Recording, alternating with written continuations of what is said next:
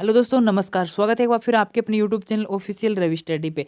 देखो, BSTC 2021 second counselling आपकी शुरू होने जा रही है। आप सभी को ये न्यूज़ मिल गई होगी।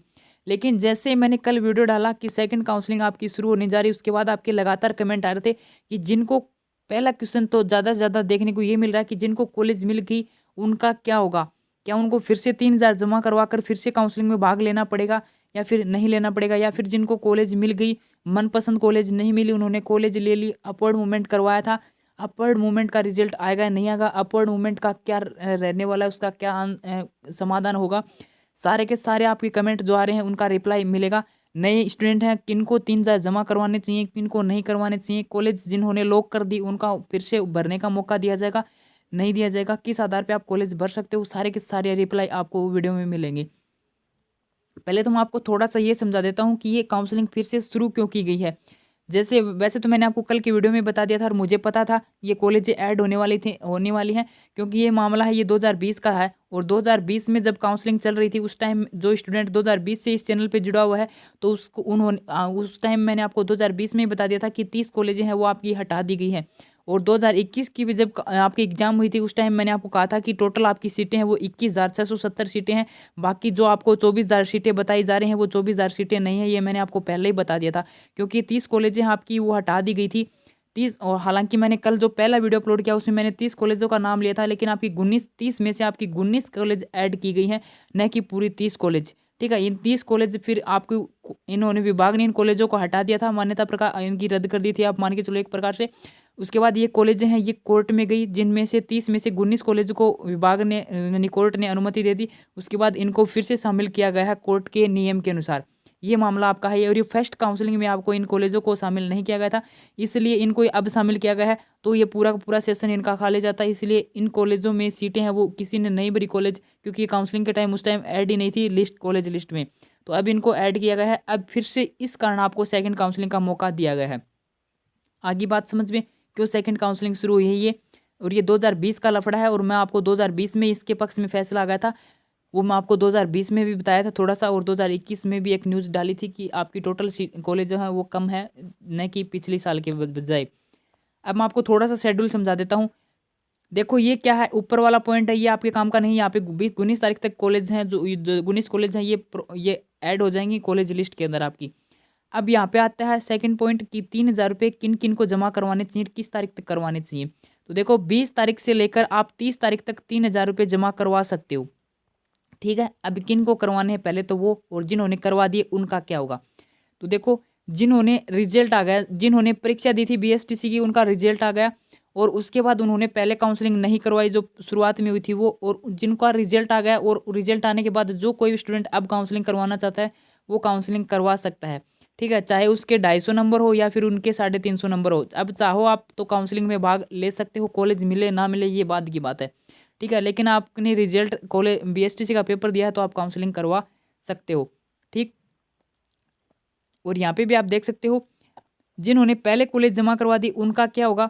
तो देखो, उनका कुछ नहीं होगा, उनको दोबारा 3,000 देने की ज़रूरी नहीं है। पहली बात तो ये, जिन्होंने पहले कॉलेज काउंसलिंग में भाग लिया, 3,000 रुपये जमा करवा दिए, कॉलेज उनको नहीं मिली, कॉलेज मिल गई, उनका बात भी करेंगे, कॉलेज मिल गई उनका क्या होगा। जिनको कॉलेज नहीं मिली उनको 3,000 दोबारा जमा करवाने की ज़रूरी नहीं है, उनका क्या होगा।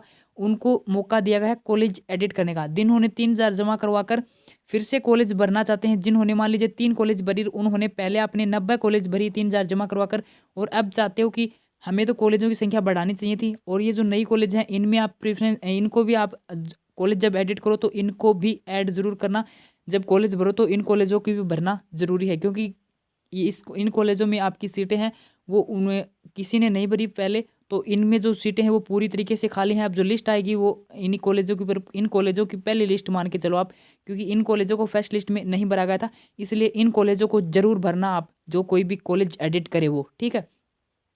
90 कॉलेज भरी, अब वो स्टूडेंट चाहता है कि मुझे कॉलेजों की संख्या बढ़ानी चाहिए, और अब आप वो कॉलेजों की संख्या बढ़ाकर 2 से भी कर सकते हो, या फिर जितनी कॉलेजों की लिस्ट आपकी है वो पूरी की पूरी कॉलेजें भी आप भर सकते हो। ठीक? ये मामला है। 3,000 जमा करवा दिए, अब कॉलेज आप एडिट कर सकते हो। कम कॉलेज भरी तो आप ज़्यादा भर सकते हो, और किस एरिया में भरी वो आप उसमें सेलेक्ट कर सकते हो कि कौन कौन सी कॉलेज आपको अब भरनी भरनी है। फिर से 3,000 जमा करवाने की कोई ज़रूरी नहीं है। उसके बाद आप ये कॉलेज 3000 जमा करवाने की लास्ट डेट आपकी 20 से 30 तारीख है और कॉलेज भरने की डेट है वो 20 से 31 तारीख तक है। उसके बाद आपकी लिस्ट आपको देखने को मिलेगी। अब जिन्होंने कॉलेज लॉक कर दी उनका क्या है, तो उनका समाधान नीचे आपका दे रखा है कि पूर्व में जिन्होंने विकल्प को लॉक किया है उन सभी अभ्यर्थियों को सूचित किया जाता है कि उनके द्वारा लॉक किए गए विकल्प को पुनः अनलॉक किया जाता है। उक्त अभ्यर्थियों द्वारा अधिकृत वेबसाइट आपकी जो है इस पर जाकर आप नई शिक्षण संस्थाएं जोड़ी गई हैं इसमें विकल्प का संशोधन कर सुविधा दी जा रही है। यानी इनमें आप संशोधन कर नई कॉलेजों को भर सकते हो। और मैं आपको कहूँगा कि जो भी स्टूडेंट अगर कॉलेज एडिट करता है उनको नई कॉलेज जरूर भरनी चाहिए, चाहे 2 भरो, चाहे 3 भरो, या फिर चाहे 19 की 19 कॉलेज भरो आप, ठीक है। लेकिन 19 की अगर ज़्यादा कॉलेज आप भरते हो, मान लीजिए किसी ने पहले 100 कॉलेज भरी तो अब वो कॉलेज बढ़ाना चाहता है, तो अगर आप 200 कॉलेजों की संख्या करना चाहते हो तो ये 19 कॉलेज हैं, इनको आप जरूर भरना, पूरी की पूरी 19 कॉलेज को, ठीक। अगर आप चाहते हो कि मुझे कहीं भी मेरा नंबर आए लेकिन मुझे BSTC करनी है तो इन कॉलेजों का आप जरूर भरना। ये बात समझ में आ गई। आप देख सकते हो ये 19 कॉलेज आपकी ऐड की गई है, पूरी की पूरी लिस्ट आपको मिल गई होगी टेलीग्राम पे आपको। अब ये आपकी न्यूज़ आई है, इस न्यूज़ के अंदर भी आपका यही दिया गया है जो इस नोटिस के अंदर दिया गया है।